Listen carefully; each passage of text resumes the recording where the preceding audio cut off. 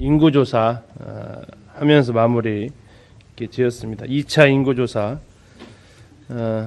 하는 것까지 보셨는데요. 오늘은 27장부터 민수기 27장부터 같이 이렇게 보시겠습니다. 지도를 같이 가져오셨으면 꺼내서 같이 보시면 도움이 되겠습니다. 이스라엘 백성들이 시내산에서 약 11개월 이상 있다가 성막이 다 완공되어지고 거기에서 6월절 제사 지내고 인구조사 끝낸 다음에 2월 20날 출발을 한 것을 우리는 기억하게 되고요. 그리고 그들이 이제 가다가 얼마 되지 않아서 기브롯 다베라에서 또 기브롯 핫다와 아와에서 또 하롯셈에서 계속적으로 그들이 하나님 앞에 실패하고 불순종하고 원망하고 하는 일들을 봅니다. 그리고 13장에서 드디어 가데스 바네아에 도착했지만 12정탐꾼의 그 보고가 하나님을 기쁘시게 하지 못해서 그들은 광야에서 40일 정탐했던 날수만큼 40년의 광야 생활을 보내야 되었습니다. 그리고 이제 15장, 14장과 15장은 시간적인 간격이 꽤 있는 것으로 보여지고 15장에서 가나안 땅에 들어가면 너희들이 해야 될 일들 이야기를 말씀하십니다. 그리고 나서 또 그들 가운데 원망하는 일이 생기는데 이제 고라 자손들하고 루벤 그 자손들이 모세와 아론을 향해서 반기를 들죠. 그 일로 인해서 향로를 취해서 또 지팡이를 통해서 하나님께서 그 일에 교훈을 하십니다.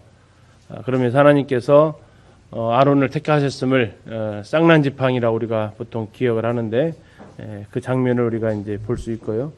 이 일로 인해서 하나님께서 진노하시게 되고 250명이 죽고 또 그 죽은 사건을 위해서 백성들이 모세와 아론을 또다시 원망하니까 하나님께서 또 그들을 징벌하셔서 거의 15,000명 가까운 백성들이 죽게 되었죠. 또 그런 대인원을 장례식을 치르다 보니까 정결케 해야 될 일들이 필요했고 붉은 암송아지 제가 민수기 19장에서 나와서 그들을 정결케 하는 일들을 또 해야만 했습니다. 그리고 그 민수기 19장에 나와 있는 암송아지의 제는 히브리서 9장으로 가서 백성들을 정결케 할 때 우리 주 예수 그리스도의 보혈이 영원히 온전케 정결케 하셨다고 이렇게 말씀을 또 이어져 가고 있습니다.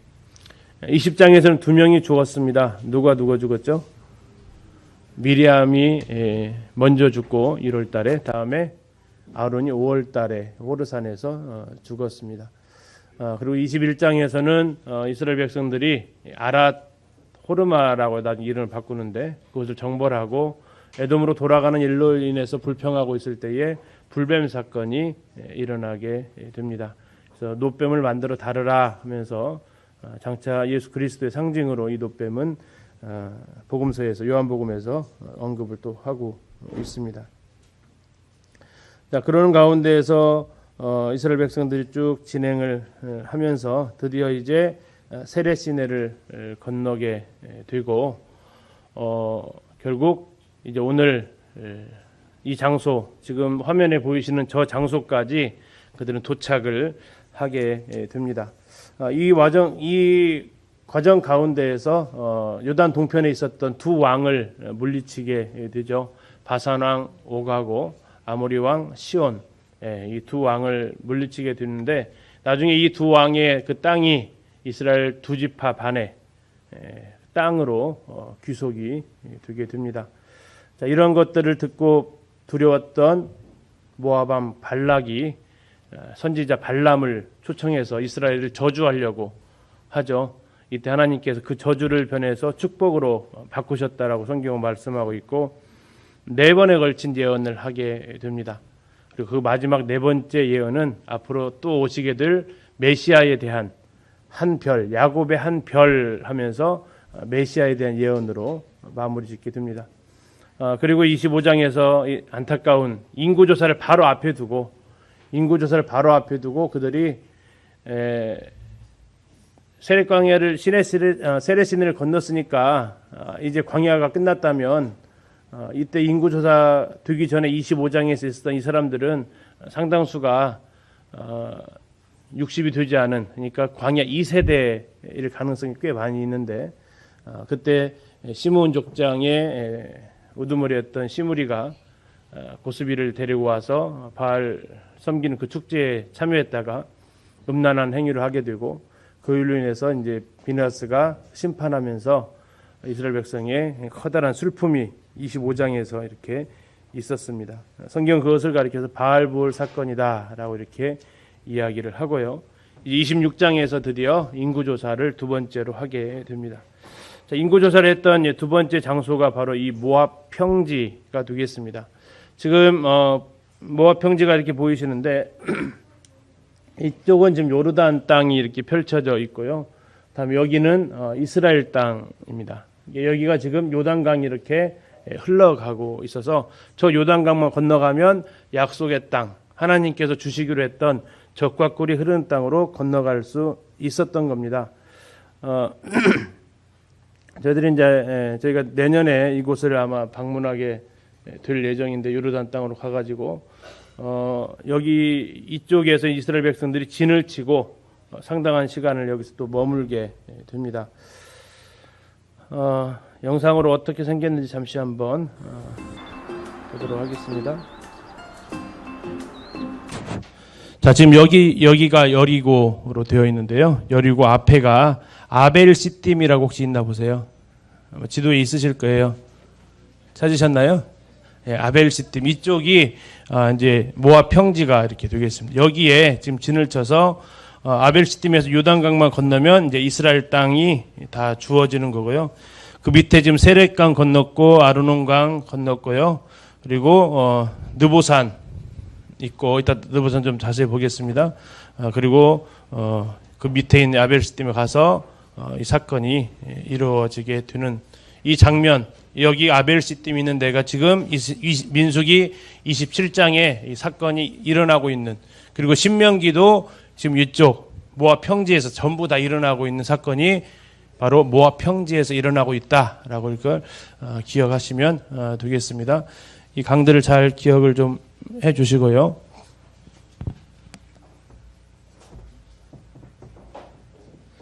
자, 27장으로 이제 가는데 인구조사가 다 끝났습니다. 그러면 이 인구를 누가 데리고 갈 사람이 필요하겠죠. 자, 모세는 가나안 땅에 못 들어가니까 대체할 사람이 필요했습니다. 그게 누구예요? 여호수아입니다. 그래서 27장이 제일 중요한 것은 여호수아를 이제 후계자로 세우는 내용이 되겠습니다. 자, 그렇게 하기 전에 우리 이제 슬로보아스의 딸들을 또 한 번 언급을 하고 있습니다. 이스라엘 백성들이 레위기에서도 한번 그 슬로보아스 딸들이 한번 언급이 됐죠. 갑자기 생각이, 출애굽기인가요? 레위기인가요?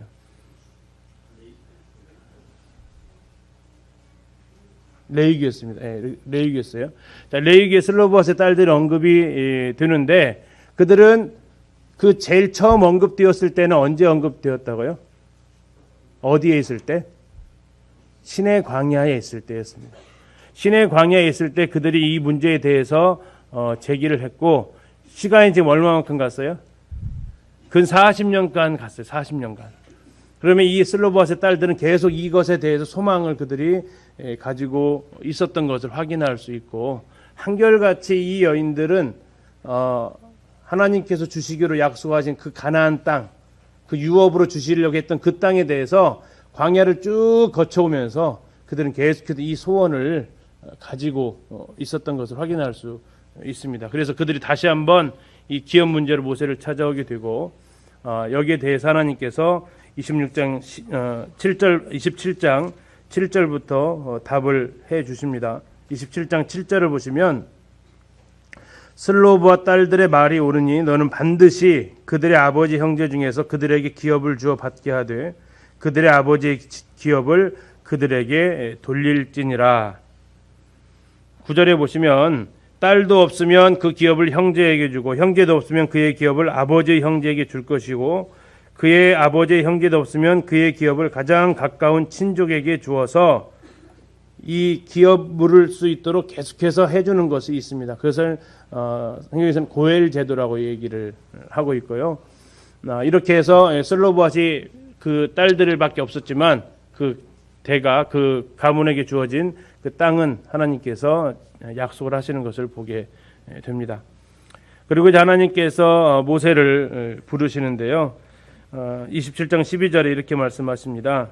여호와께서 모세에게 이르시되 너는 아바림 산에 올라가라. 아바림 산이 어디냐? 느보산의 같은 이름으로 이렇게 볼 수 있겠습니다.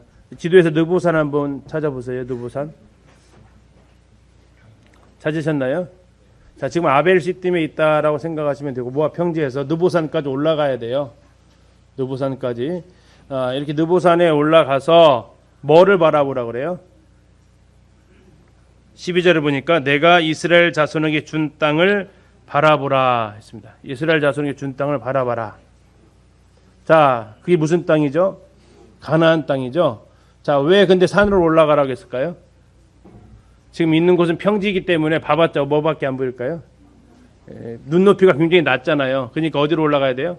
멀리 보려면 산으로 올라가야 돼요. 산으로 올라가서 가나안 땅을 다 하나님께서 보여주시는 약속을 이렇게 하십니다. 들어가지는 못하지만 보여는 주겠다라는 거죠. 자, 이렇게 해서 모세가 이제 그러면 하나님 제가 못 들어간다면 이스라엘 백성들은 누가 인도합니까? 하나님 이들을 한 명을 좀 세워주십시오라고 하나님 앞에 부탁을 합니다. 그때 하나님께서 18절의 말씀을 하시는데요. 18절 보시면 여호와께서 모세에게 이르시되 눈의 아들 여호수아는 그 안에 영이 머무는 자니 너는 데려다가 그에게 안수하고. 자, 모세를 여호수아를 모세가 추천을 했습니까? 아니면 하나님께서 바로 지목을 하셨어요? 이게 모세가 추천할 만도 하지 않을까요? 그죠? 모세가 추천할 만도 하잖아요. 하나님, 제가 못 들어간다면 지금까지 쭉 저와 함께 동행했던 이 여호수아는 어떻습니까? 라고 이렇게 추천할 만도 한데 모세가 그걸 추천하지 않고요. 오히려 하나님께서 직접적으로 지명을 하십니다. 그래서 하나님께서 일꾼을 직접적으로 지명을 하시는데 하나님께서 뭐라고 하시냐면 눈의 아들 여호수아는 그 안에 뭐가 머물러요? 영이 머물러요. 이거 무슨 뜻일까요? 영은 무슨 영일까요? 자, 그죠? 하나님의 영이죠. 하나님의 영이 있는 자다. 그래서 그 사람에게 안수해라. 안수해서 하나님의 영이 머무는 게 아니고 하나님의 영이 머물기 때문에 그에게 안수를 하라고 이렇게 이야기를 하십니다. 하나님께서 세우셨다라는 것을 확인할 수 있는 거죠. 그가 어떻게 살아왔는지 우리는 출애굽기에서 쭉 이 과정을 겪어오면서 볼 수 있어요. 제일 처음에 여호수아라는 이름이 나오는 곳이 어디예요? 아말렉과의 전투에서 처음 나와요. 출애굽기 17장에서. 거기에서 이스라엘 백성들을 군대를 조직해서 한 번도 싸워보지 않은 군대가 있었던 데도 아니고 정말 오합지졸을 데리고 나가서 아말렉과 싸워서 승리했던 사람이 여호수아입니다. 또 여호수아는 어떤 모습으로 나오냐면 모세의 시종으로 나와요. 모세가 십계명을 받으러 갈 때 모세를 따라 올라가요. 그래가지고 모세가 이제 여기까지 그만 하고 모세는 하나님 앞으로 나가고 여호수아는 돌아와요. 그 자리에 머물러요. 그게 지난번 말씀드리면서 그게 쉽지 않다라는 거 말씀드렸어요. 이제 모세 배웅했으면 하나님께 갔으니 자기는 돌아와도 되는데 여호수아는 계속 그 자리를 지키고 있었던 사람이에요. 그리고 나중에 이제 모세가 내려오고 돌판 깨고 하면서 이 회막이라고 하나님의 진노 성막을 짓기 전에 회막이라고 있었는데 그것을 하나님의 진노 가운데에서 진 밖으로 회막으로 옮기게 됩니다. 자, 그때 회막에서 하나님과 모세가 만나는데 모세의 시종이었기 때문에 수행비서였기 때문에 함께 회막으로 나가요. 하나님과 교제할 때 계속해서 밖에서 있다가 모세는 다시 숙소로 돌아오면 여호수아는 어떻게 했다고요? 회막을 떠나지 아니했다라고 얘기하고 있어요. 그가 모세의 시종이긴 했지만 그는 하나님과의 그 대화하고 소통하는 것을 늘 추구했던 사람인 것을 볼 수 있어요. 그리고 그의 이름이 아주 마지막에 등장하는 장면이 가데스 바네아에서 12 정탐꾼 가운데서 한 명 하나님 편에 서서 하나님 마음을 흡족하게 했던 그 사람. 이 모든 과정을 하나님께서 여호수아에 대해서 기록을 다 해놓으셨다는 얘기는 보고 계셨다라는 얘기죠. 보고 계셨다. 그리고 하나님께서 그를 세우시는 것을 확인하게 됩니다. 근데 모세하고 이 여호수아하고 약간 차원이 좀 달라요. 자, 지성소의 대제사장은 1년에 하루 들어가지만 모세는요? 왜 수시로 들어가죠? 하나님의 말씀을 받고 하나님께 아뢰고 말씀 받고 또 뜻을 분별하고, 자, 그렇게 하기 위해서 그는 늘 수시로 통행. 아론이 있었지만, 대제사장이 있었지만 하나님께서는 모세를 오히려 아론보다 더 자주 만나고 이렇게 교제하셨어요. 이제 그 모세의 뒤를 잇는 여호수아는요, 모세와 똑같은 권한이 주어질까요? 회막 프리패스, 지성소 프리패스가 안 주어지는 거예요. 자, 의사결정을요. 자, 뭐라고 말씀하시냐면 21절 보시겠습니다. 21절. 그는 여호수아입니다. 여호수아는 제사장 엘르아살 앞에 설 것이요. 엘르아살은 아론의 아들입니다. 그러니까 지금 엘르아살은 이미 2세대죠. 아론의 계보 그 다음 두 번째 대제사장이고, 여호수아는 이제 두 번째 모세를 이어서 리더십을 받게 될 사람인데, 그러니까 지금 둘 다 2세대예요. 그죠? 자, 여호수아는 제사장 엘르아살 앞에 설 것이요. 엘르아살은 그를 위하여 여호수아를 위하여 우림의 판결로서 여호와 앞에 물을 것이며, 여호와 앞에 묻는 사람이 누가 물어본다고요? 여호수아가 아니고 대제사장이 물어본다고요. 물을 것이며 그와 온 이스라엘 자손 곧 회중은 엘르아살의 말을 따라 나가며 들어올 것이니라. 좀 모세가 취했던 자리하고는 어때요? 네, 좀 다르죠. 좋아진 것 같아요? 안 좋아진 것 같아요? 네, 네. 책임은 좀 면할 수 있죠. 그죠? 그거 생각하면 좀 좋은 것 같긴 한데, 어쨌든 느낌상으로는 좀 어때요? 모세보다 하나님께서 여호수아는 제사장을 통해서, 대제사장을 통해서 그에게 묻도록 하십니다. 이런 부분들을 통해서 이제 이 모세와 여호수아의 그런 차이점 우리 확인할 수 있고요. 22절 보시면 이렇게 나와 있습니다. 모세가 여호와께서 자기에게 명령하신 대로 하여 여호수아를 데려다가, 모세가 여호수아를 데려다가 제사장 엘르아살과 온 회중 앞에 세우고 그에게 안수하여 위탁했다. 자, 은밀하게 세웠어요? 공적으로 세웠어요? 네, 공적으로 세웁니다. 일꾼을 세울 때는 또 이런 과정이 필요한 것 같습니다. 자, 이제 27장에서 26장에서 인구조사 했으니까 27장에서는 그 인구조사한 백성들을 이끌 지도자가 필요했다. 그게 여호수아였다라는 거고요. 이제 가나안 땅에 새로운 세대가 26장에서 새로운 세대가 생겼습니다. 27장에서 새로운 인도자가 생겼어요. 그러면 이제 새로운 세대, 새로운 인도자가 들어가서 가나안 땅에 들어가서 해야 될 일이 뭐냐? 바로 하나님 앞에 제사 드리는 건데, 4가지 단계로 나와 있어요. 매일 해야 될 거, 일주일마다 해야 될 거, 다음에 매월 해야 될 거, 1년마다 해야 될 거. 처음에 뭐라고요?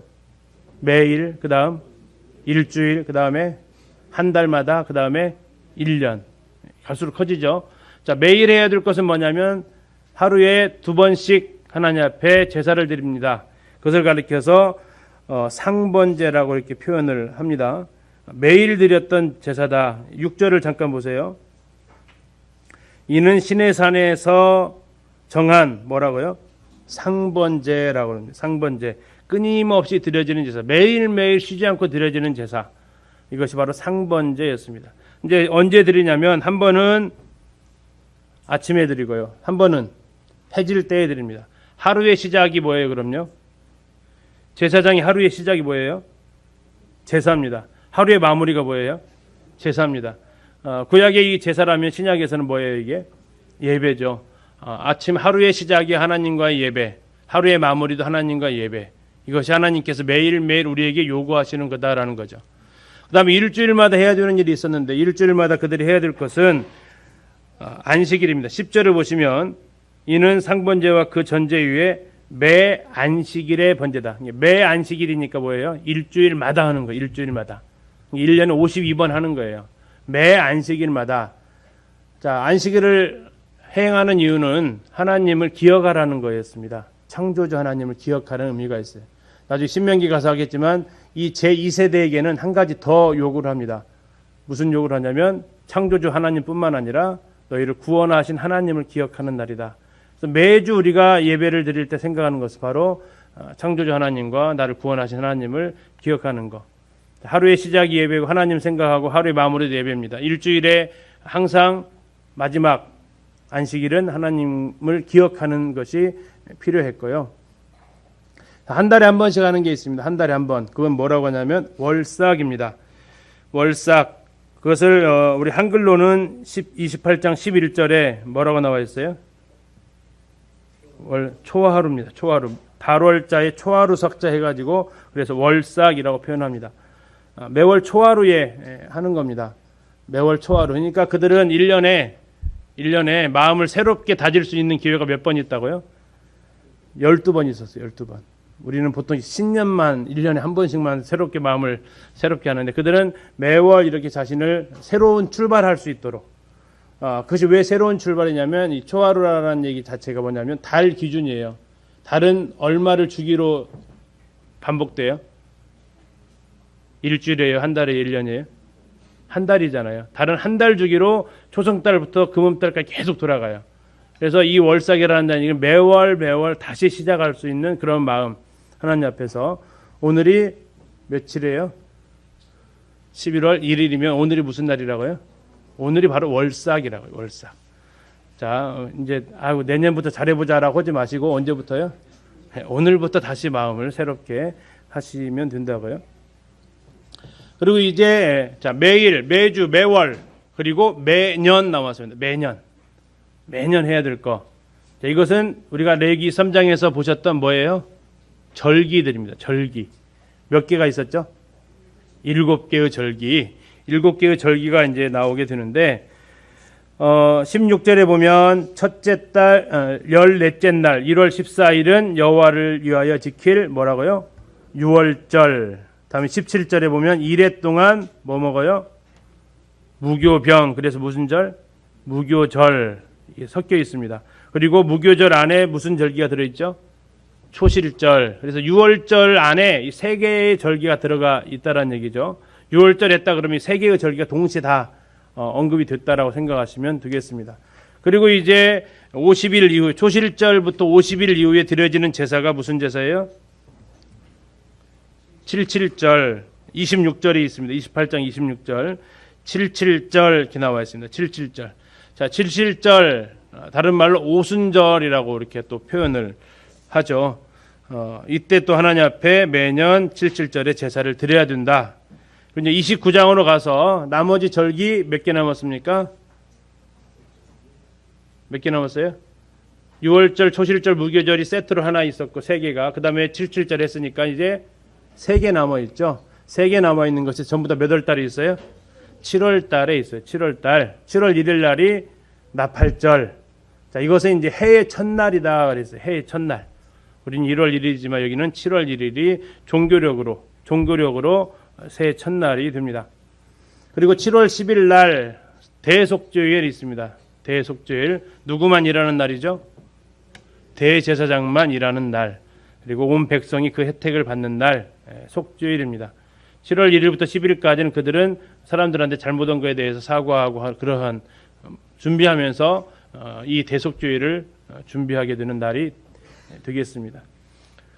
그리고 이제 7월 15일 날 무슨 절이에요? 장막절이죠. 장막절. 특별히 이제 이 장막절에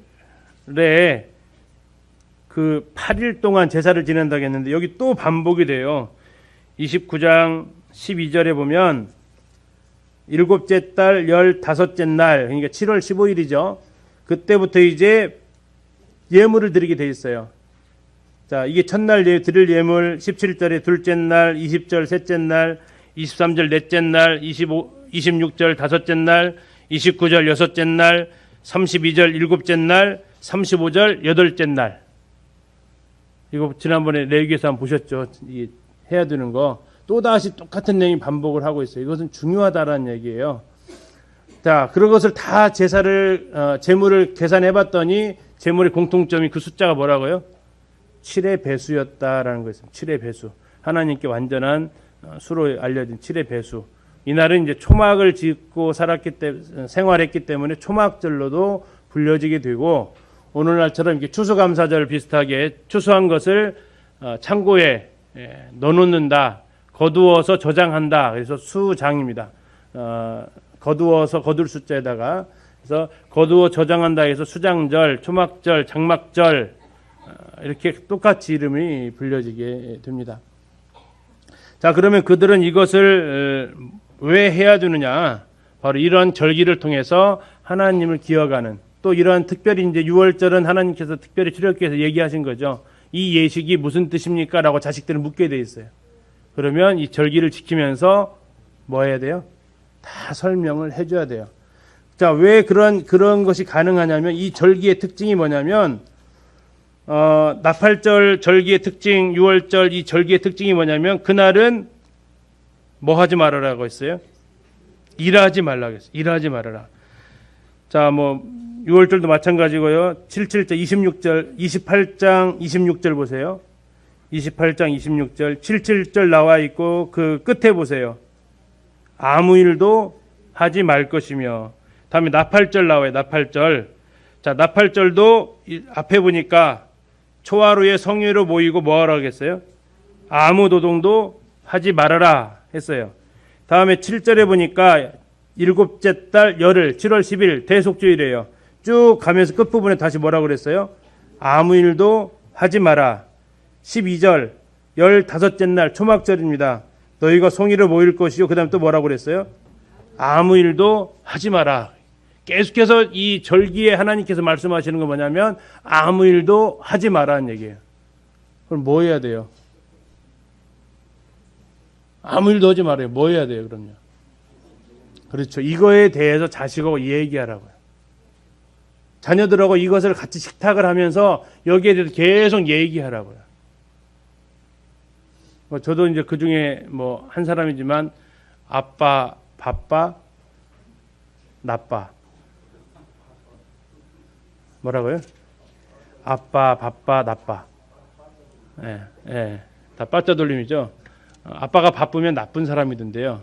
그래서 하나님께서는 이 절기를 통해서 계속해서 말씀하시는 거예요. 이 절기에는 뭐 하지 말라고요? 일하지 말라고요. 그리고 가족과 함께 보내라고. 그러면서 뭐 하라고요? 놀라는 게 아니라 여기에 대해서 하나님께서 하신 것들에 대해 계속 얘기하라고요. 이게 어쩌면 이스라엘이 지금까지 신앙을 유지해 올 수 있는 길이었다라는 얘기입니다. 아무 노동도 하지 마라. 아무 일도 하지 마라. 그러니까 다 집에 있어야 돼요. 이것이 참 요걸로 해서 많이 부러움이 됩니다. 그래서 느꼈더니 이제 애들이 커가지고 애들이 바빠. 아무튼 이런 부분들에 대해서 우리가 생각을 좀 하게 되고요. 어느 분이 이런 표를 만들어서 얼마나 많은 동물들이 1년 동안 죽어갔나 했더니 총 죽어간 마리수가 1197마리가 죽어갔대요. 이것은 뭐 속주제, 뭐 속건제에 해당되는 거 말고 그냥 그 연중 해야 되는 행사로 소용되는 숫자만 1197마리의 양과 송아지, 수염소 이런 것들이 이제 하나님 앞에 드려졌던 겁니다. 제사장이 어땠을 것 같아요?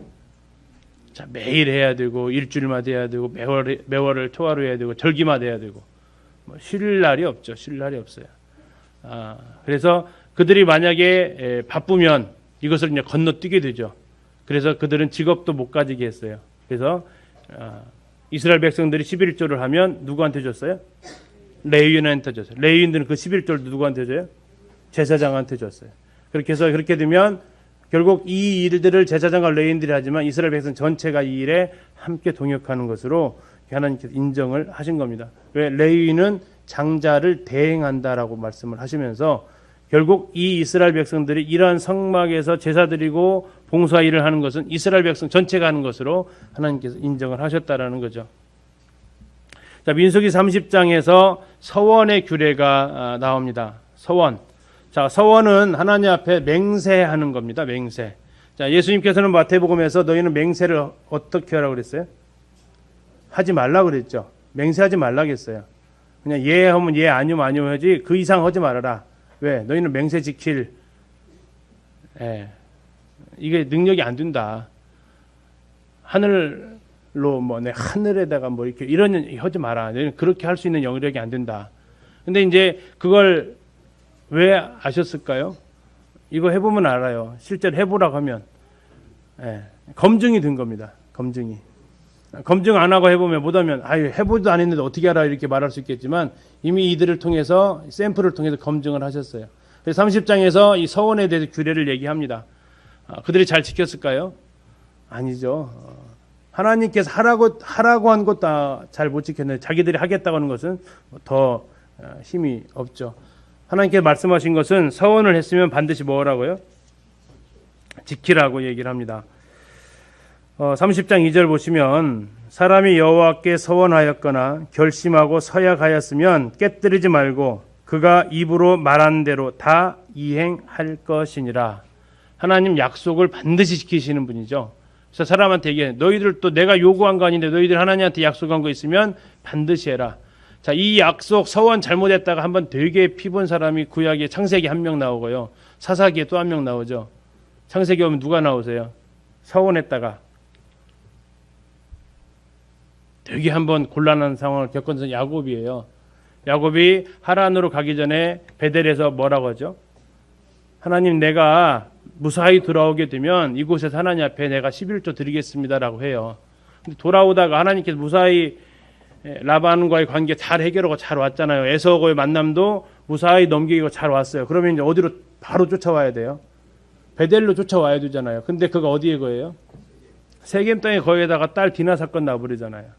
그리고 그 밤에 하나님께서 나타내 너 베델로 온다고 했잖아. 그 사건이 벌어지는 거죠. 사사기에서 되게 또 한번 말 잘못했다가 당한 사람 누구예요?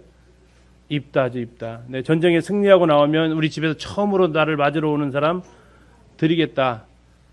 몰랐을까요? 우리 집도 제일 처음 맞으러 나오는 게 예림인데. 나올 텐데 무슨 생각으로 그렇게 했을지. 이게 하나냐 그런데 그럼에도 불구하고 서운했으면 어떻게 하라고요? 지켜야 되는 거예요. 이게 쉽지 않다고요. 그래서 하나님께서 보호책을 만들어 놨어요. 보호책인데 특별히 여자들에 대해서 여기에 대한 보호책을 만들어 놨습니다. 결혼하기 전에 만약에 딸들이 서원을 했다. 딸들이 서원을 했어요. 그때 아버지가 그것을 서원할 때 알았으면 뭐 괜찮겠지만 나중에 알았어요. 그러면 아버지한테 무슨 권한이 주어진다고요? 서원 취소권이 주어져요. 너 그건 네가 지금 너무 즉흥적이고 너무 섣부른 거야. 너 그거 안 해도 돼. 그러면 하나님께서 어떻게 하신다고요? 인정해 준다고요. 그래, 아버지 허락 못 받았냐? 그 권위 아래에 있다라는 얘기예요. 그러면 그래, 네가 서운했지만 안 지켜도 괜찮아. 자, 이제 결혼했어요. 결혼했으면 이제 아빠의 그늘 안에 있는 게 아니고 남편의 권위 아래 들어가게 돼요. 그때 이제 남편의 권위 아래 있는데 역시 서원을 했어요. 남편 모르게 했나 봐요. 근데 나중에 남편이 그걸 알게 됐어요.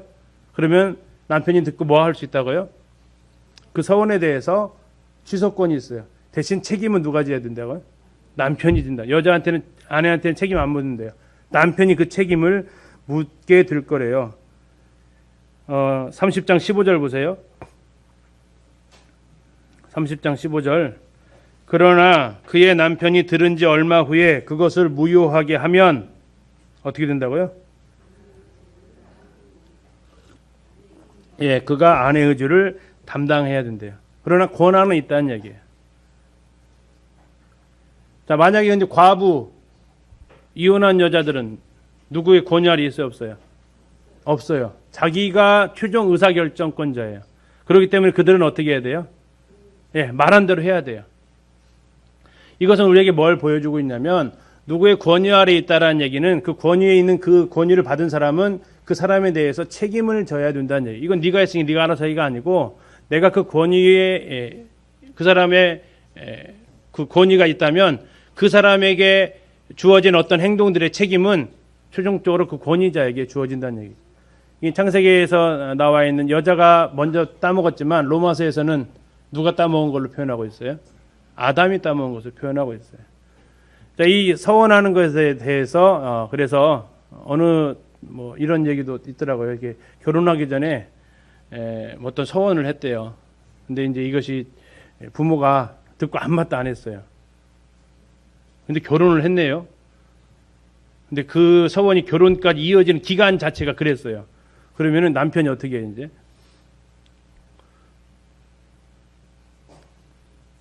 남편이 권한이 있어요, 없어요? 있어요, 없어요? 있죠. 근데 그 권한 행사하면 어떻게 된다고요? 책임은 남편이 지라고 하니까 남편의 형제가 알아서 해, 나 안 해, 뭐 그렇게 했다라는 요 근래 있었던 하나의 사건도 있는데, 서원한다는 얘기는 굉장히 그래서 조심해야 되지만 우리가 다급할 때 서원을 해요, 그렇죠? 근데 화장실 들어갈 때 하고 나올 때 하고 입장이 좀 달라지면 안 된다라는 거. 서원하면 반드시 해라. 그러니까 예수님은 아예 그냥 뭐 하지 마라 그랬어요? 맹세하지 말라라고 하셨어요. 자, 이제 31장에서 마지막 모세의 전투가 됩니다. 모세의 마지막 전투. 이게 뭐냐면 이스라엘 자손의 원수를 미디안에게 갚아라. 왜 미디안한테 갚죠? 미디안한테 왜 갚아야 돼요? 발람 사건에 그 고스비가 어디 여인이었어요? 미디안 여인이었어요. 그거 확인 되셨죠? 자, 확인 안 되신 분들을 위해 찾아보겠습니다. 민수기 25장으로 가셔서 25장 15절을 보시면요. 민수기 25장 15절. 죽임을 당한 어디 여인이에요? 미디안 여인의 이름은 고스비니 수르의 딸이라. 수르는 미디안 백성이 한 조상이 가문의 수령이었더라 나와 있어요. 그러면 이 바알볼 사건에 미디안이 아주 깊숙이 개입되었다는 얘기예요. 그 수령의 딸이 이쪽에 족장의 그 가문하고 이렇게 음란 행위를 했다는 얘기예요. 그래서 이스라엘 백성이 이제 원수를 이 미디안한테 갚으라고 하면서 각 지파별로 10명, 1000명씩 차출을 합니다. 12지파니까 12,000명이 차출이 된 거죠. 그리고 나서 이제 전쟁에 나가는데 이때 제사장이었던 비느하스의 활약이 등장을 합니다. 자, 31장 6절 보시면요. 모세가 각 지파에 1000명씩 싸움에 보내되 제사장 엘르아살의 아들 비느하스, 이게 제사장 엘르아살이 대제사장 엘르아살입니다. 대제사장 엘르아살의 아들 비느하스. 비느하스는 제사장이에요. 대제사장의 아들이니까. 비느하스에게 성소의 기구와 신호 나팔을 들려서 그들과 함께 전쟁에 보냈어요. 그럼 전쟁터에 누가 나갔다고요? 제사장이 나갔어요. 뭘 들고 나갔어요? 뭘 들고 나갔어요? 성소의 기구와 신호 나팔을 들고 나갔어요. 자, 민수기 10장에서 나팔의 용도 말씀드렸죠. 전쟁 나갈 때 어떻게 불어야 되는지 말씀드렸지만 성소의 기구를 들고 나갔어요. 이 성소의 기구가 뭘까요? 성소의 기구가 뭐뭐 있었죠? 자, 떡상 있죠? 다음에요. 등잔대 있죠? 향로 있죠? 그 다음에요. 언약궤 있죠? 그 안에 들어가면요. 뭘까요? 4개 중에서. 언약궤. 모른대요. 고민하지 마시래요. 뭔지는 모르겠다. 뭔지는 모르겠는데 어쨌든 성소 안에 있었던 기구고 그렇게 굳이 밝힐 필요는 없었던 것 같아요. 그러나 이 언약궤는 대제사장 아니면 터치 못하게 되어 있는 건데 제사장이 나갔단 말이에요.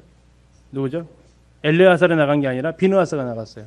그러면 언약궤일까? 이건 약간 물음표를 좀 던지기도 합니다. 어쨌든 그걸 떠나서 전쟁을 나가는데 누가 함께 갔어요? 제사장이 나갔어요. 이건 무슨 의미일까요? 이건 하나님의 싸움이라는 얘기예요. 하나님의 싸움. 자, 이걸 잘 기억을 하시면서 나중에 사무엘상에 가면 이걸 이용해 먹는 사람들이 있어요. 누가 이걸 이용해 먹어요? 엘리의 두 아들이 이걸 이용해 먹어요. 블레셋하고 싸우면서 야 지금 지게 생겼다. 대책이 뭐냐? 우리 옛날에 조상의 제사장이 성소에 있는 기구 들고 갔어. 그러냐? 갖고 와라. 시킨 거예요. 실로로 그걸 가져와. 그래서 가져왔어요. 뭘 가져왔어요? 뭘 가져왔어요? 예, 언약궤 가져왔어요. 언약궤요. 그건 대제사장이 허락을 한 거예요. 누구요? 그 두 아들의 아빠 엘리. 나중에 엘리가 이제 그 언약궤 뺏겠다는 소식 듣고 의자에서 자빠지면서 목이 분질러 죽는데 그건 이제 엘리가 허락을 했다는 얘기죠. 대제사장이. 이 사건을 이용해서 이때 승리를 했거든요. 그러니까 그걸 그대로 써먹어요. 어떤 것을 갖다가 쓸모를 참 조심해야 되는데 아무튼 이렇게 그냥 과거에 이렇게 했으니까 우리도 이렇게 해야 이것은 굉장히 위험할 수 있다는 얘기입니다. 사무엘상 4장 3절에 그 사건이 나오고요. 신명기에서도 나중에 이제 보겠지만 제사장은 바로 이러한 전쟁터에 참여하게 하나님께서 규율로 이렇게 주시기도 했습니다. 자, 이러면서 미디안에 있는 남자 왕들 다 죽입니다. 그리고 부녀라는 얘기는 기혼 여성들 그리고 미혼 여성들을 다 잡고요. 아이들도 전부 다 포로로 잡습니다. 그리고 이때 누가 죽냐면 31장 8절에 보시니까 8절 끝에 보니까 부올의 아들 누구를요? 발람을 칼로 죽였어요. 자, 발람이 지금 잘못한 게 뭐예요? 민수기 22, 23, 24에서 보셨잖아요. 이스라엘 백성 저주했나요? 안 했잖아요. 뭐 했어요?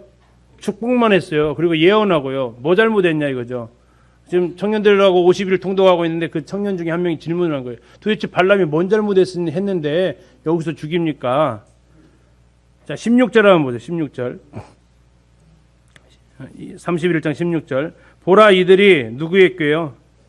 발람이 꾀를 냈다는 얘기예요. 자, 이것은 흔히 말하는 비하인드 스토리예요. 성경에 나와 있잖아요. 4번의 저주가 끝나고 그가 돌아가는데 돌아가다 말고 발람이 발락 왕한테 뭔가 하나를 꾀를 내줬어요. 이게 발람의 꾀예요. 이스라엘 자손을 무슨 사건이요?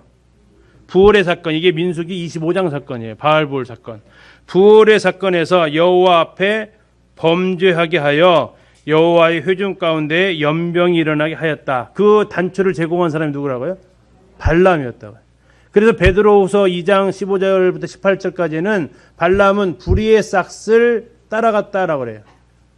처음에는 어디서 따라갔냐면 발락이 보낸 사신들을 같이 머물면서 흥정하면서 그러다가 나귀하고 대화까지 하는 그러한 참 기이한 일들을 보게 되고 나중에 이제 이 4번에 걸친 축복 이후에 주었다는 얘기죠. 대표적으로 이제 계시록 2장 14절에서 거기에 대해서 분명하게 서술을 하고 계십니다. 제가 읽어드릴게요.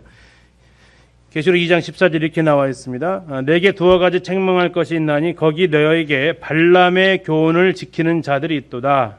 자, 아까는 발람의 꾀라고 그랬어요. 여기서는 발람의 교훈이라고 했는데 뭐라고 했냐면 발람이 발락을 가르쳐 이스라엘 자손 앞에 걸림돌을 놓아 우상의 재물을 먹게 하였고 행음하게 하였느니라. 이게 발람이 낸 꾀가 뭐예요? 발락한테 힌트를 준 거예요. 뭘 개최를 해라. 너희들 축제 있지 않느냐. 축제 있지 않냐. 그게 뭐냐면 우상의 재물을 먹게 하는 것이 바로 그 축제에 참여시켜라. 축제에 참여시키고 축제의 하이라이트는 뭐냐면 음행이에요. 거기에 그들을 초청해라. 그러면 분명히 넘어올 거다. 하나님은 보니까 하나님은 이스라엘 백성들 저주할 마음이 전혀 없다. 근데 이들을 보니까 여기에 굉장히 약한 민족이다. 초청해라. 발람이 꾀를 낸 거예요. 그리고 발람의 꾀에 이스라엘 백성들은 그대로 넘어갔고 시므온 족장이 대표적으로 제일 많이 넘어갔고 그로 인해서 연병이 돌아와서 그들이 많이 죽었던 거죠. 오늘날에도 이렇게 이 문화라는 힘으로 인해서 많은 주의 종들이 주의 백성들이 주의 성도들이 힘없이 나가떨어져요. 문화가 가지고 있는 거예요. 세상의 축제잖아요. 모압 평지에 있었잖아요. 아까요. 근데 모압 지역의 문화 속에서 그들과 함께 하면서 이 정도는 괜찮겠지 하면서 즐기고 누렸던 그것을 통해서 이스라엘 백성들이 심판을 받게 됩니다. 그래서 발람이 이때 하나님의 심판을 받은 거예요. 갚아주는 거죠. 자, 이제 그리고 했더니 모세가 책망을 합니다. 왜 책망하냐면 이 부녀를 잡아왔어요. 부녀를 잡아왔다는 얘기는 기혼 여성들까지 다 잡아왔다는 얘기예요. 근데 이 기혼 여성들은 나중에 무슨 죄를 끌고 올 수 있냐면 바알부올 사건을 또 끌고 올 수 있는 사람들이다. 그래서 그들은 왜 살려두었느냐면서 그들을 죽이라고 얘기하고 정말 처녀들만 이 남자와 동침하지 않은 여자, 이건 정말 어린 여자아이들에 해당됩니다. 그 아이들은 살려라. 그들은 이 음행의 축제에 그러면 함께 한 거야, 안 한 거예요? 이 여자들은 안 한 거예요. 그래서 이 남자와 동침하지 않은 여자, 이것은 이 발람의 그 축제에 있어서 다른 남성들하고 이렇게 잠자리 하면서 그런 음행의 축제에 가담했던 여인들은 전부 다 심판의 대상이 됐지만, 그렇지 않은 여자들은 하나님께서 이렇게 살리도록 하는 사건을 볼 수 있습니다. 이제 이 미디안하고 이제 전쟁에 나가서 흔히 말하는 노략물들이 있죠. 그것을 가지고 오는데 일단 전부 다 소독 장치를 거치게 합니다. 불을 견딜 수 있는 건 불을 통과해서 전부 다 소독을 하고, 다음에 씻을 수 있는 건 전부 씻어가지고 하는데 양이 굉장히 많아요. 자, 그러면서 하나님께서 이제 말씀하시는 것이, 아까 몇 명이 전쟁으로 갔어요? 12,000명이 전쟁으로 갔죠. 그러면 지금 남아있는 사람들은요? 60만 군대에서 12,000명 갔으니까 어마어마하게 많이 남았잖아요.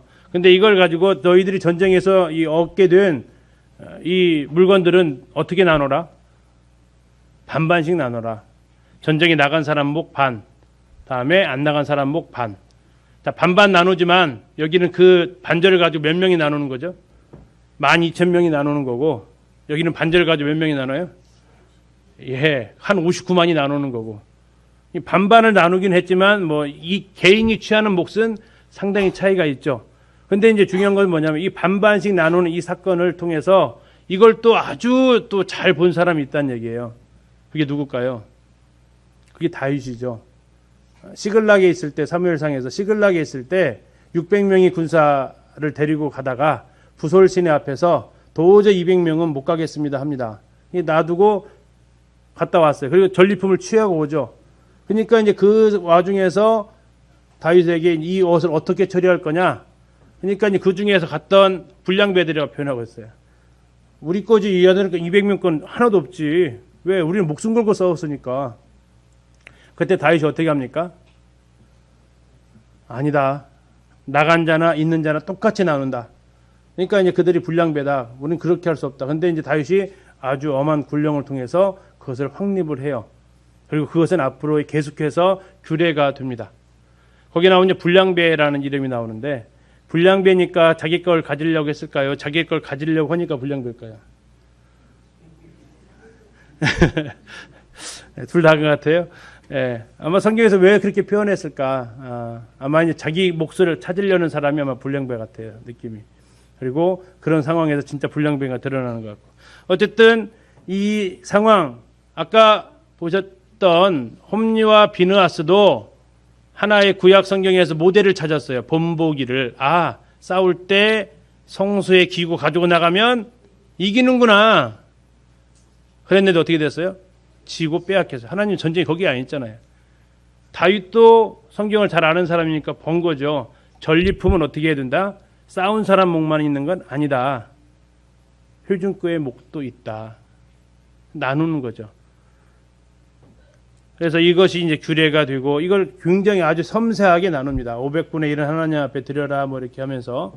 그리고 이제 군인들이 계산을 해보니까 12,000명이 나갔는데 몇 명이 죽어 돌아왔어요?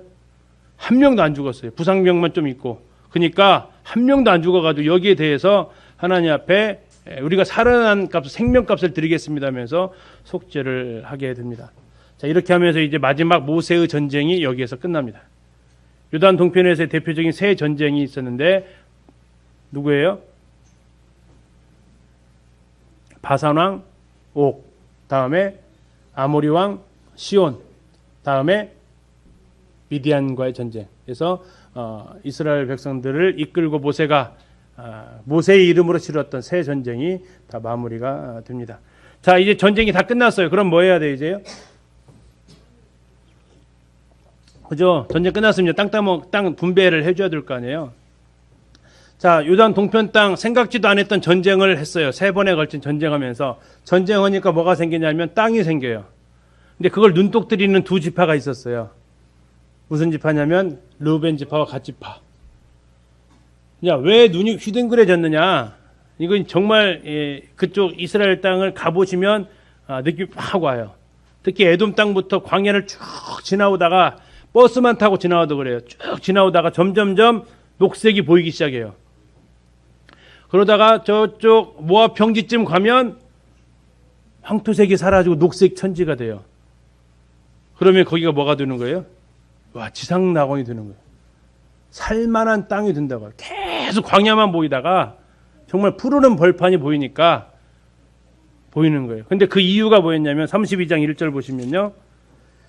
르우벤 자손과 갓 자손은 뭐라고 나와 있어요? 심이 많은 뭐가 있어요? 가축대가 있어요. 자, 이게 가진 것이 복이에요, 저주예요? 분명히 복은 복인데 이것 때문에 오히려 저주의 선택을 할 수 있어요. 미리 이제 그들은 그렇게까지 갈 줄은 몰랐겠지만 나중에 결과적으로 그렇게 됐습니다. 아무튼 그들은 굉장히 양떼가 많은데 이 데리고 오면서 얼마나 힘들었겠어요. 광야 통과하면서 얼마나 그 양들을 먹이는데 힘들었겠냐고요. 근데 딱 올라오면서부터 세례시내 건너면서부터 조금씩 풀밭 보이기 시작하더니 모압 평지 오니까 그냥 푸른 초장이니까 이때 계절상으로 잘 보셔야 돼요. 11월 달에 도착을 하거든요. 신명기 들어가면 그때 들어가면 지금이 이스라엘 무슨 철이라고요? 지금 우기철 들어갔어요. 우기철. 그러면 이제 뭐가 되냐면 돋아나기 시작하는 거예요. 그러면 정말 이렇게 그들이 봤을 때는 환상적이죠. 달라고 하는 거죠. 요단강을 건너지 않게 하소서. 5절에 나와 있습니다. 5절 끝에 우리에게 요단강을 건너지 않게 하소서. 자, 하나님은 지금 어디 데려가려고 이렇게 애쓰셨어요? 가나안 땅 건너게 하려고, 요단강 건너게 하려고 그렇게 했었는데 지금 보니까 굳이 거기까지 하나님의 약속의 땅 굳이 여기가 지금 여기가 좋사오니 너 하나님 여기 우리 살게 하려고 또 전쟁 통해서 한 거 아니겠어요? 이제 막 거기다가 이제 갖다 해석을 갖다 막 붙이죠. 타당성을 막 거기에다가 부여하는 겁니다. 자, 그러니까 모세가 그냥 깜짝 놀래요. 지금 어디를 안 들어가겠다는 거죠? 가나안 땅 안 들어가겠다라는 거죠. 비슷한 사건이 어디 있었어요? 가데스 바네에 있었잖아요. 거기서 12명이 갔는데 10명은 어디 안 들어가겠다는 얘기예요. 가나안 땅 못 들어가겠다라는 거예요. 그러니까 이제 모세가 여기에 대해서 굉장히 분노를 합니다. 8절 보시면요. 32장 8절 너희 조상들도 내가 가데스 바네아에서 그 땅을 보라고 보냈을 때에 그리하였다. 그리하였다는 얘기는 뭐냐면 너네처럼 했다.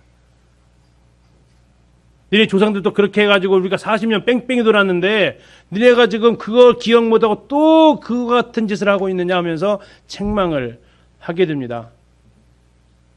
그때는 이제 이스라엘 이 갓제파 르우벤 자손이 거기에 대한 대안을 제시합니다. 아니, 안 가겠다라는 게 아니고 가서 들어가서 싸우는 것은 같이 싸우는데 싸움 끝나고 어디로 오겠다고요?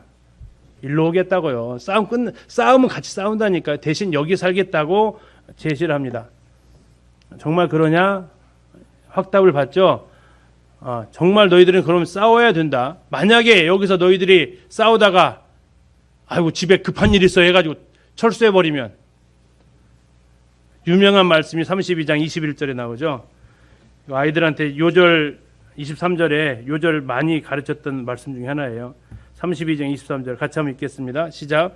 너희가 만일 그같이 하냐면 여호와께 범죄함이니 너희 죄가 반드시 너희를 찾아낼 줄 알라. 이 말씀의 배경이 여기서 나왔어요.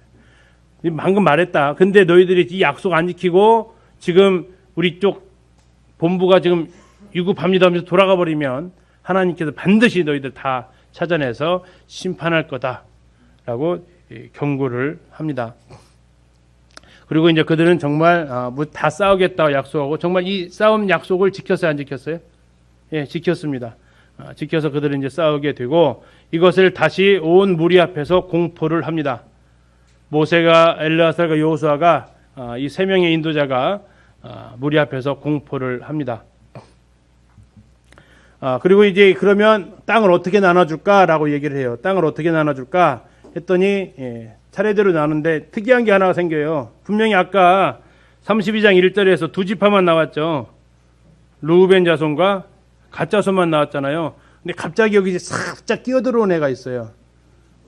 누구예요? 므낫세 반지파가 끼어들어와요. 33절 보시면 모세가 갓 자손과 르우벤 자손과 요셉의 아들 므낫세 반지파에게 이 나왔어요. 느닷없이 므낫세 반지파는 느닷없이 껴들어왔어요. 아싸 이거 허용이 되네. 되네 하면서 들어왔어요. 근데 들어온 이유가 뭐냐면 39절 보시면요. 여기 누가 살았냐면 마길의 자손이 사는데 므낫세의 아들 마길의 자손은 가서 길르앗을 쳐서 빼앗고 거기 있는 아모리인을 쫓아내매 모세가 길르앗을 므낫세의 아들 마길에게 주매 그가 거기 거주하였다. 되네 하니까 그러면 더 위로 올라가면 땅이 더 좋거든요. 그래서 이 므낫세 마길의 자손은 어떻게 했다고요? 야, 오늘 싸우러 가가지고 길앗 땅을 정복을 해버렸어요. 그러면서 저건 우리가 정복했으니까 어떻게 해달라고? 우리한테 달라.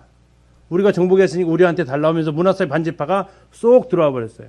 원래는 두 지파만 남으려고 했는데 그래서 두 지파 반이 남게 된 것이 마길의 자손 때문에 그래요. 여기가 이제 길앗 땅을 정복을 하면서 묵상하면서 생각해봤어요. 좋은 땅을 원하는가, 형제들과의 동고동락을 원하는가. 두 지파 반은 뭘 원했어요? 좋은 땅을 원했죠. 좋은 땅. 저기 가면 좋을 것 같아서. 자, 그런데 이것이 어떠한 앞으로의 사건에 대한 복선이 되느냐? 첫 번째 요단 서편의 다른 지파들과 연합이 어려워집니다. 그래서 여호수아에서 가보면 그들이 가다가 갑자기 제단을 하나 쌓아요. 엣제단을 쌓아요. 나중에 그거 왜 쌓았다고 그래요? 혹시 당신들 우리 모른 채 할까 봐 쌓았다고 그래요. 그것은 뭐냐면 소통이 잘 안 될까 봐 쌓았다는 얘기예요. 두 번째, 요단 동편 지파와 서편 지파가 서로 죽이는 사건이 일어나요. 대표적인 것이 입다 때 그러죠. 이 요단 동편 지파가 므낫세 쪽에서 입다가 그 요단 동편에 살고 있었거든요. 길르앗 쪽에. 거기에서 에브라임이 이제 건너가 가지고 왜 전쟁할 때 우리 안 불렀어?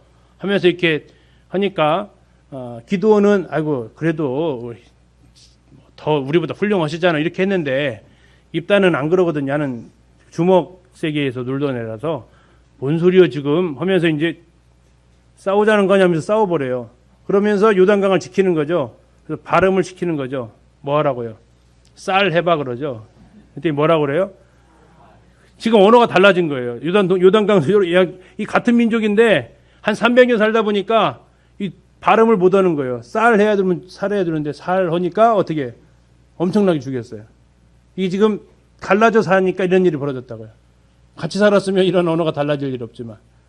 세 번째, 외부 세력의 위협에 늘 노출되어 있었어요. 요단 서편은 그래서 자꾸 도와달라고 그래요. 그러면서 나중에 북이스라엘 멸망할 때 여기부터 차근차근히 먹어 들어가요. 자, 이러한 것들이 이제 이스라엘의 안타까운 모습이죠. 므낫세 반지파에게 저 위의 땅, 저긴 자기들이 마길의 자손이 정복한 땅이고 그 밑에 갓 자손, 그다음에 르우벤 자손, 이렇게 두 지파 반이 차지하게 됩니다. 자, 이제 민수기 33장에서는 이제 정리를 해요. 자, 싸울 거 다 싸웠고요. 땅 나눠줄 거 다 나눠줬고요. 이제 마지막 마무리하는 거죠. 자, 모세가 애굽에서 모압까지 행진한 것을 기록으로 남겼어요. 이게 기록으로 남기면서 생각을 해봤어요. 지금까지 내 인생에서 지나왔던 장소들이 있으시죠? 저도 이제 저희 고향에서 고창 갔다가 뭐 전주 갔다가 별로 안 돌아다니긴 했네요. 뭐 세 군데 좀 다녔는데 그 행적들이 있어요. 내가 다녔던 곳들이 있어요. 그러면 그 행적들에 있었던 일들을 한번 정리해 보시는 거죠. 한번 일기를 못 쓰더라도 그때 어느 나중에 회고록은 뭐 안 쓰시더라도 한번 정리해 볼 필요는 있다. 내 삶을 되돌아볼 가치는 분명히 있겠다 싶습니다. 그러면 왔던 시간들을 쭉 되돌리는 거예요. 1년으로 처음 스타트부터 내가 구원받던 때부터 출발을 해서 해보는 겁니다. 그리고 이제 아론 죽었던 것까지 그리고 그 이후에 있었던 일들을 쭉 돌이켜 봅니다. 그리고 이제 앞으로 과거를 돌이켜 봤으면 또 뭐도 생각해 봐야 돼요? 앞으로는 내가 어떻게 살 것인가 이건 당연히 나오는 거죠. 그래서 앞으로 너희들이 가나안 땅에 들어가면 해야 될 일이 세 가지가 있다. 52절 잠깐 보겠습니다. 33장 52절 세 가지가 나와요. 첫 번째, 그 땅의 원주민을 너희 앞에서 다 몰아내라. 두 번째, 그 새긴 석상과 부어 만든 우상을 다 깨뜨려라. 세 번째, 산당을 다 헐어버려라. 자, 영향받게 됩니다. 쫓아내지 않으면. 그리고 정말로 사사기에서 그대로 영향을 받게 되고요. 우상 숭배합니다. 예배하지 않습니다. 예배해야 될 백성들이 우상을 들어오면 예배자가 아니고 숭배자로 바뀝니다. 예배와 숭배의 가장 큰 차이점이 뭡니까? 누구를 위해서 하느냐 이겁니다. 예배는 누구를 위한 거예요? 하나님을 위해서 합니다. 숭배는요. 우상 숭배는 자기를 위해서 하는 게 우상 숭배예요. 그리고 그거의 근원지인 산당이 있습니다. 자, 이것을 제거하라고 세 가지를 얘기해 주는데 이거 하지 않으면 눈의 가시와 옆구리 찌르는 것이 돼서 너희를 계속해서 괴롭힐 것이다. 근데 이 예언이 그대로 성취가 되어져서 사사기에서 열왕기서에서 계속 이런 어려움들을 당하게 됩니다. 자, 34장에서 너희들이 들어갈 내가 주기로 약속한 땅이에요. 자, 이것은 지금 정복하고 나서 말씀하세요? 정복하기 전에 말씀하세요? 이건 정복 안 했거든요, 아직. 근데 이미 하나님께서 주시기로 한 땅이 딱 그려져 있어요. 여기까지만 너희 땅이야. 남쪽, 서쪽, 북쪽, 동쪽 다 얘기해줘요. 그리고 이제 그 중에서 9지파 반은 요단강 서편, 앞으로 건너갈 가나안 땅에 2지파 반은 요단강 동편, 이렇게 건너가게 됩니다. 근데 그걸 누가 나눌 거냐? 나는 거기에 들어간다, 못 들어간다. 모세는 나는 못 들어가. 지금까지 3명이 공표를 했잖아요. 아까 2지파 반이 그 땅을 차지한다는 것도 모세와 엘리야살과 여호수아가 셋이 공표했어요. 근데 가나안 땅에 들어가면 나 없어. 누가 공표할 거다? 엘리야살과 여호수아가 할 거다. 너희들은 이제 들어가게 되면 한 지휘관을 택해라.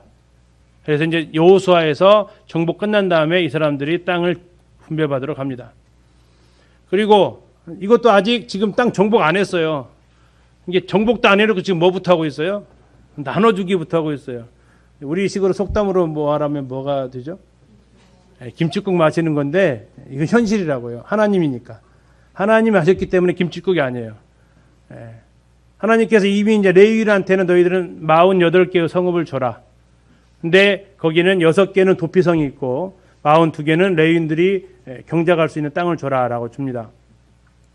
또 어쨌든 텃밭을 가꾸든지 또 그들이 가족들이 있으니까 같이 생활할 수 있는 공간이 필요했기 때문에 그렇습니다. 그리고 이제 도피성을 만드는데 도피성을 왜 만드느냐? 실수로 누구를 죽였을 경우에 그 사람을 보호하기 위한 장소가 도피성이 되겠습니다. 근데 일부러 죽였으면요. 도피성 가면 돼야 안 돼요? 가도 보호를 못 받아요. 죽일 마음을 가지고 때렸거나 죽일 수 있는 무기를 들고 죽였으면 아무리 나 정말 그럴 마음 없었어 해도 허용이 안 돼요.